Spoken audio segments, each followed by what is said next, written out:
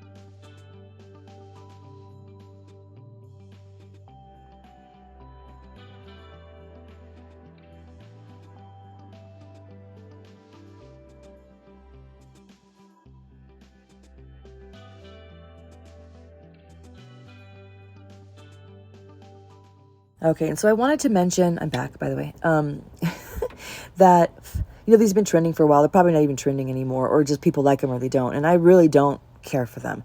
It does make me think of 80s. It does make me, go back and Long Island medium type thing. And if I had put Frenchies on these, because I considered it. I considered doing these a different color and making them Frenchies. But really, I just wanted to, this is application only, by the way, that I'm showing you, obviously. I want you guys to see the side curve on these babies. Like, what? But I have so many charms, you guys. I've been sent so many in nail boxes. I've gotten so many in mystery boxes and gifts, and I've bought some myself, and I don't use them. My clients don't care for them. Because they get stuck in their hair. Like every client I have, when I want to do even just a bling design, with gems, they aren't interested. They aren't down for it. And I have drawers full of the stuff, literally. So I just wanted to use some, and this was also the perfect way to do that, because on these type of nails, the way you can do Duckies, Frenchies, you can do them any way you want, obviously, but mostly people just pile them on with charms, and that's also what I wanted to do. So this is obviously when I have finished shaping, and I did do a top coat. I like to top coat before my bling, and I think that's mostly you guys because, like I mentioned, my clients don't really get bling or charms, and when I put them on myself, it's a pop off. So I usually save the larger charms when I remove them if they come off cleanly, and I don't need these to last. So I use, pardon me, Zulay cluster gel because I happen to have like 3 pods of it. I don't even know how I got that or why I have so much, but it's just because it's the gel I have that I would use to apply larger charms, not because I want it to last. And the reason why I top coat first is because when I'm done gluing them on, I like to go around the edges just a tiny bit to cover up any glue spots, because I think it looks gross when people put on charms and you can see the huge pile of glue under the charm. To me, that's just not appealing.